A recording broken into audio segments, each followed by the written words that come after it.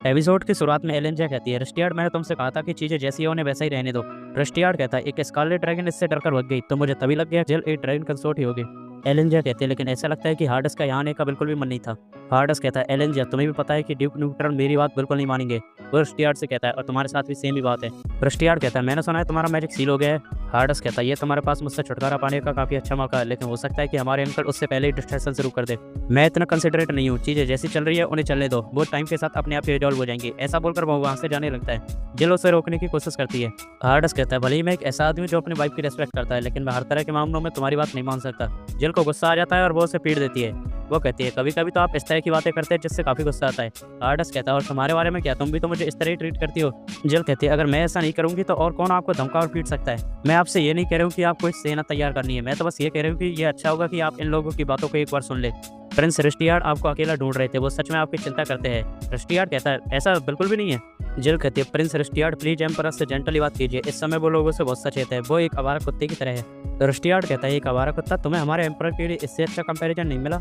जिल कहती है, लेकिन ये क्यूट है, अब मान भी जाइए और कह भी दीजिए कि आप उसके लिए चिंता कर रहे थे। रस्टियार्ड कहता है, मैं बस ये जानकर खुश हूँ कि तुम ठीक हो।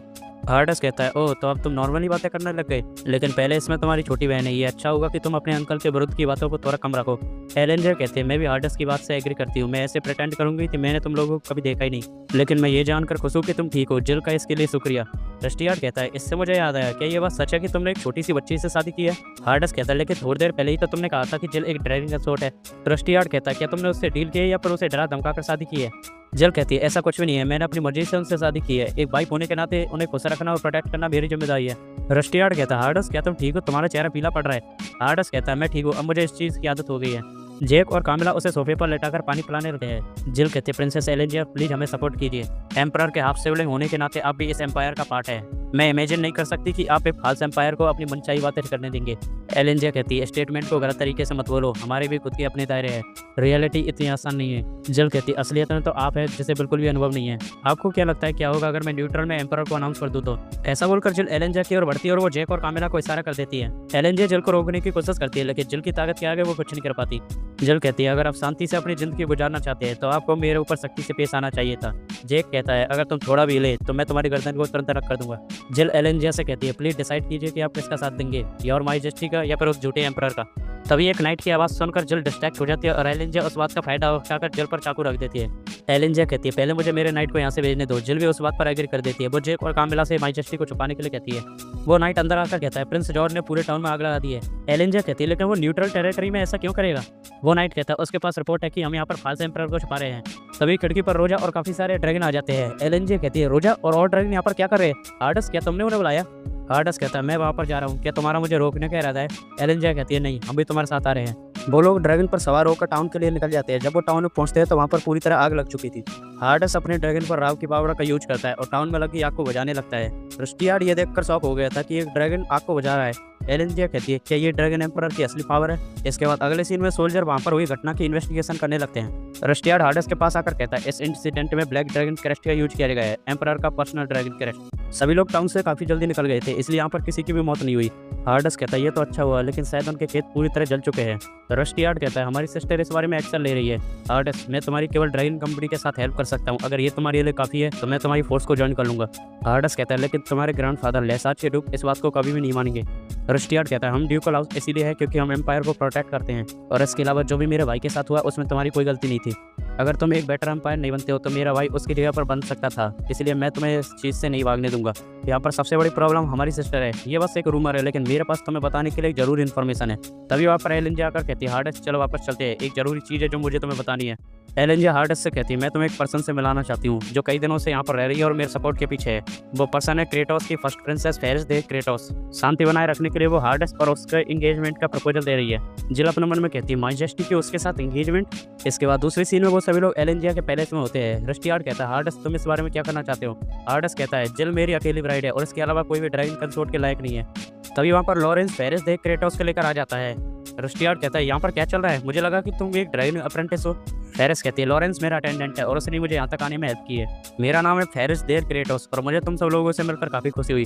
वो जल से कहती है मेरे भाई की इंगेजमेंट तुम्हारे साथ होने वाली थी लेकिन तुम वहाँ से भाग गई। जल से कहती है क्या तुम अपनी इंगेजमेंट के अपोज में नहीं हो? फेरिस कहती है अपोज में? मैं तो चाहती हूँ कि ये इंगेजमेंट हो जाए, लेकिन कितने शर्म की बात है, अगर मैं एम्पर हार्डस से शादी करूंगी तो मैं तुम्हें शायद अपनी बड़ी बहन बुला सकती हूँ।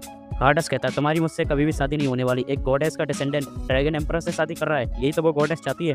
फेरिस कहती है तो तुम भी गॉडेस के वेसल के बारे में ऐसे ही सोचते हो? ये पहले से ही तय है कि जब भी मैं 14 साल की होंगी तो मुझे गॉडेस के द्वारा कंट्रोल कर लिया जाएगा या फिर मैं अपनी सेंसेस खो दूंगी। मेरे पास बस 6 साल बचे हैं और मैं इस दौरान क्रेटोस और राव के रिलेशनशिप को ठीक करना चाहती हूँ।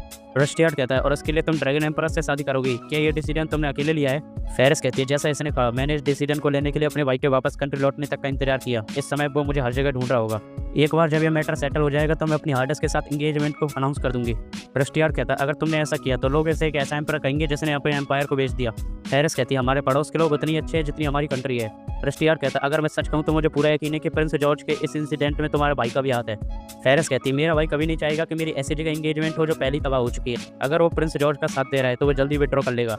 एलेंजिया कहती है अगर हार्डस प्रिंसेस फेरिस के इंगेजमेंट के प्रपोजल को एक्सेप्ट कर लेता है तो मैं उसका साथ देने के लिए तैयार हूँ। रस्टियार्ड कहता है तुम इतनी छोटी और एक पॉलिटिकल मैरिज कर रही हो? फेरिस कहती है इन सब चीज़ों के लिए प्यार की कोई जरूरत नहीं है क्योंकि वो ऐसी चीज़ नहीं है जिससे मुझे खुशी मिलेगी।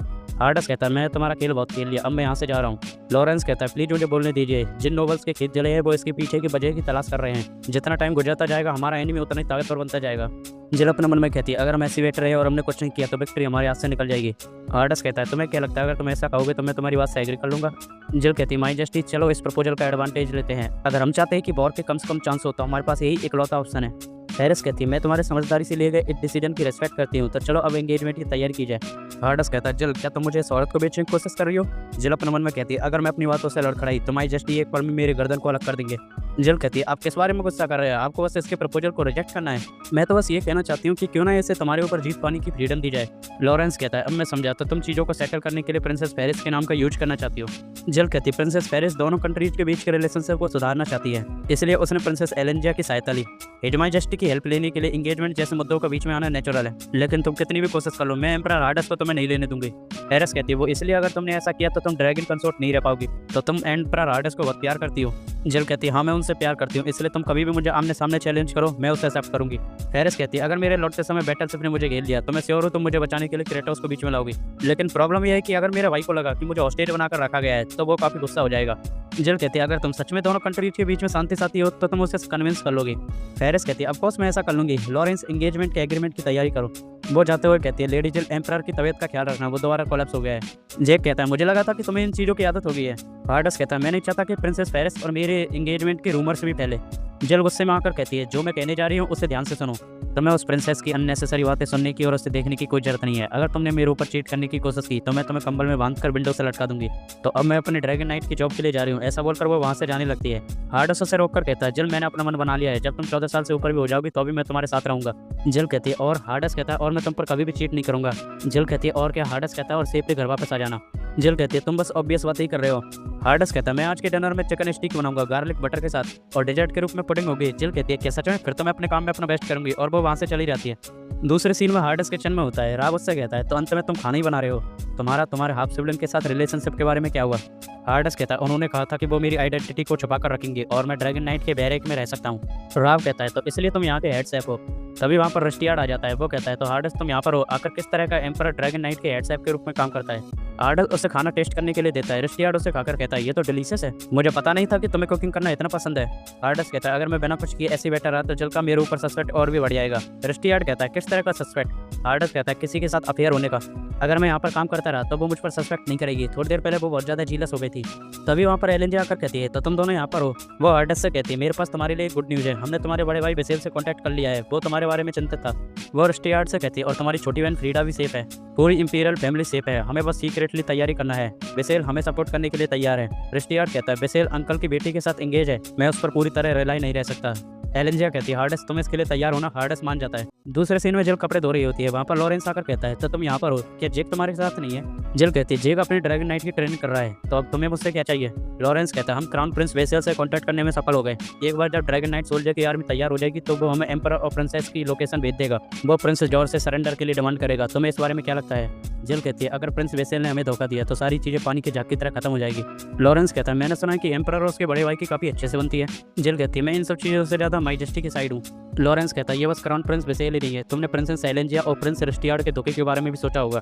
मेरे लिए ऐसा है जैसे तुम्हें सारी चीज़ें पहले से ही पता है कि क्या होने वाला है, मैं तो बस इसी बारे में क्यूरियस हूँ। जिल कहती है अगर तुम मेरे नीचे आकर काम करोगे तो मैं तुम्हें कुछ बता सकती हूँ। लॉरेंस कहता है मैंने ये आंसर तो एक्सपेक्ट नहीं किया था। जिल कहती है अगर तुम ऐसा नहीं कर सकते तो हम एक दूसरे को इन्वेस्टिगेट भी नहीं कर सकते।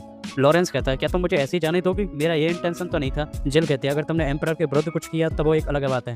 लॉरेंस कपड़ों को देखकर कहता है क्या तुम मेंस के अंडर क्लोथ धो रही हो, ये तो भूलेंगे आखिर कौन तुमसे ऐसा करवा रहा है। जिल कहती है क्या तुम इसे भी इन्वेस्टिगेट करना चाहते हो, ऐसा लगता है वो एक से ज्यादा लोग हैं। लॉरेंस कहता है तुम्हें एम्परर को इस बारे में रिपोर्ट करना चाहिए। जिल कहती है प्लीज ऐसा मत करो, अगर एम्परर को इस बारे में पता चल गया तो वो अपने आप को कंट्रोल नहीं कर पाएगा।